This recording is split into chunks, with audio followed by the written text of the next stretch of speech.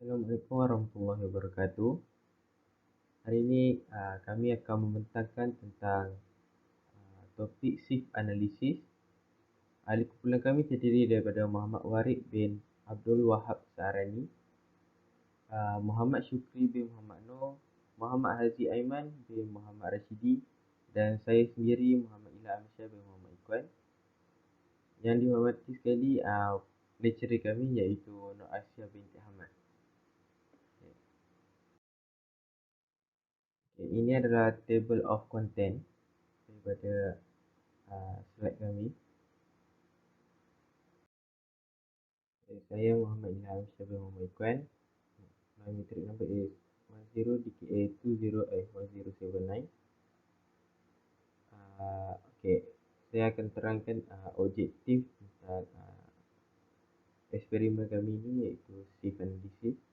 Objektif to determine the percentage of different grain size contained within a soil. Kami ini objektif untuk menentukan peratusan different grain size tu yang terkandung dalam tanah.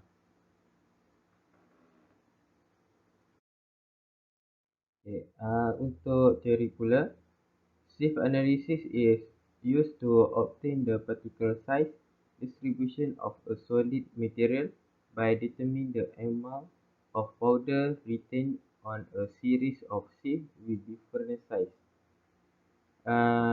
Shift analysis ni digunakan untuk mendapatkan saiz zarah bahan pekerja tu dengan menentukan jumlah serbuk yang tertahan pada satu siri ayok tu dengan saiz yang berbeza. Kemudian a sample is added to the top of a nest of seeds arranged in decreasing size from top to bottom. Satu sampel ditambah ke bahagian atas sarang ayak yang disusun dalam saiz yang semakin kecil dari atas ke bawah. Itu saja. Assalamualaikum warahmatullahi wabarakatuh. Nama saya Muhammad Hazi Aiman bin Muhammad Rashidi. Nombor pendaftaran 01 DKA 20 F176.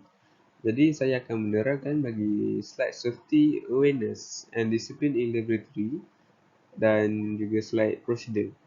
Kita pergi ke slide safety awareness and discipline in laboratory dahulu. Okey, di mana di sini terdapat beberapa poin mengenai kesedaran, keselamatan dan disiplin semasa berada di dalam bengkel. Poin yang pertama ialah mematuhi arahan yang diberikan oleh pengajar ataupun pensyarah. Poin kedua ialah para pelajar dikendaki untuk memahami garis panduan kerja yang diberikan. Poin yang ketiga, memakai pakaian yang sesuai semasa berada di dalam bengkel. Poin yang keempat ialah mengambil peralatan yang sesuai untuk digunakan untuk menjalankan eksperimen tersebut. Poin seterusnya ialah tidak perlu mengambil peralatan yang tidak diperlukan semasa melakukan latihan ataupun eksperimen tersebut.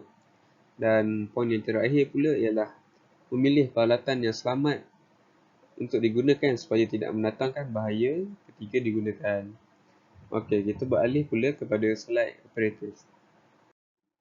Okey, slide seterusnya menunjukkan slide apparatus di mana untuk eksperimen kali ini kami memerlukan 4 radas atau bahan bagi menjalankan eksperimen ini.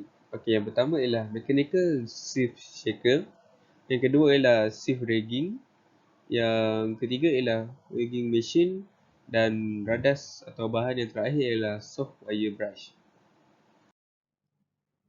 Okay, nama saya Muhammad Syukri, matrix number 1061. Ini adalah tentang prosedur shift analysis test. Okey. Mula-mula kita ambilkan tanah tu untuk ditimbang. Anggaran beratnya kita ambil dalam 200 gram.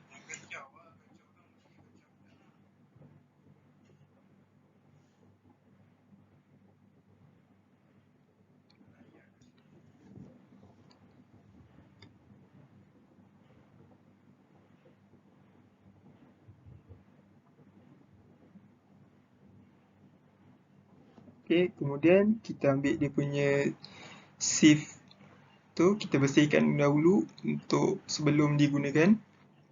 Kita menggunakan brush tu, bersihkan dia punya bahagian ayak tu. Kita buat setiap satu persatu mengikut setiap sieve tu ada saiz-saiz dia. Okay. Kemudian dah selesai bersihkan,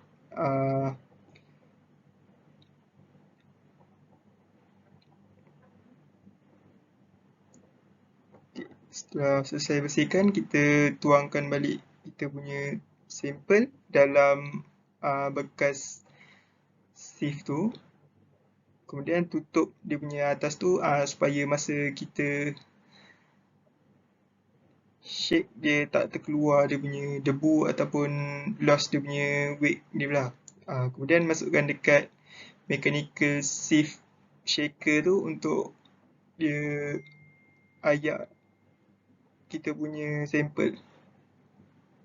Anggaran masa dia dalam 5 minit ke 10 minit untuk shake sampel tu.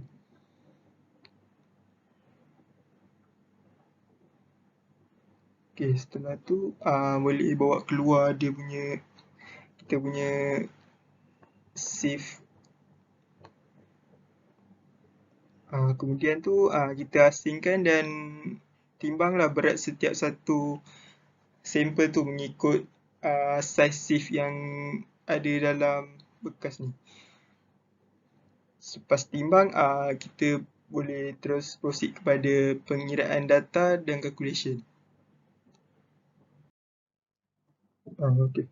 Tentang data yang kita dapat daripada melakukan ujian tadi, mass of retain bagi sieve size 60 kita dapat 0, bagi size 20 dapat 12, bagi sieve size 2 mm dapat 23, 0.6 dapat 32, 0.3 dapat 59, 0.075 dapat 75, dan total pada semua tu berat dia adalah 333 gram. Mass of passing size sieve 60 dapat 333 lah. Lepas tu size 20 dapat 321. Pengiraan ni adalah daripada jumlah keseluruhan mass retain ni tolak kepada mass retain. Contohnya mass passing ni first atas tu 333 tolak pada 12 dapat 321. 321 tolak 12 dapat 309. Okey, akhir sekali percentage of soil passing. Percentage of soil passing ni kita dapat daripada jumlah mass passing ni bahagi kepada keseluruhan darab 100.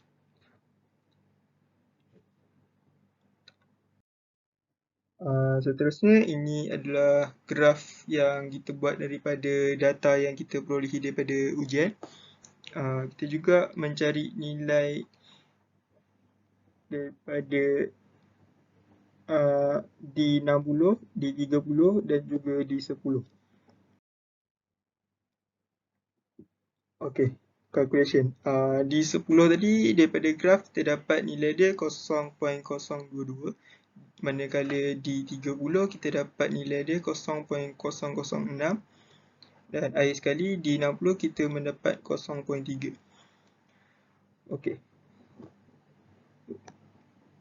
Untuk pengiraan ya, first kita mencari CU. Formula untuk mencari CU D60 bagi D10. Kita dah dapatkan nilai D60 dengan D10 tadi daripada graf.